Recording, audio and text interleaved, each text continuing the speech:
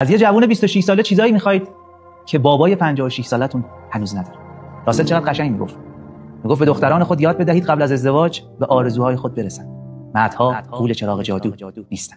ازدواج پروژه‌ایه که قراره تو توش به نسخه بالغانه تر خودت تبدیل شی تا اینکه بتونی بری سمت آرزوهات، نه اینکه یکی بیاد تو رو برسونه به آرزوهات. فلسفه ازدواج رشد، نه عشق.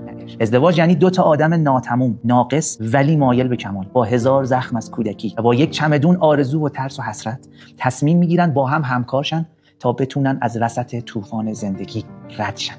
پس با کسی ازدواج کنید که بتونید باهاش برید جنگ. تمام.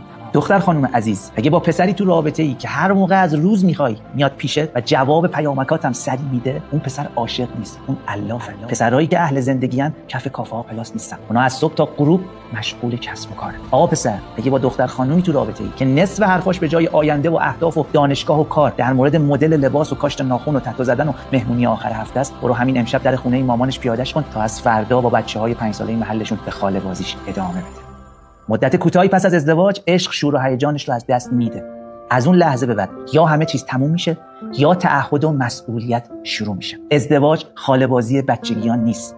ازدواج قشنگترین رنج مقدس دنیاست. اگه توانشو ندارید زیر بارش نرید و یک انسان بیگناه رو هم بیخود به دنیا دعوت نکنید. اگه برای فرار از تنهایی دارید ازدواج میکنید، بدونید که با ازدواج تنهاتر میشید. اگه برای فرار از خونه پدری دارید ازدواج میکنید، بدونید دارید از چاله تو چاه میافتید. کت و شلوار دومادی و لباس توری عروس فقط برای شب مراسمه. اگه واقعا میخواید زندگی عاشقانه بسازید، باید هر دوتون حاضر باشید لباس رسم بتن کنید.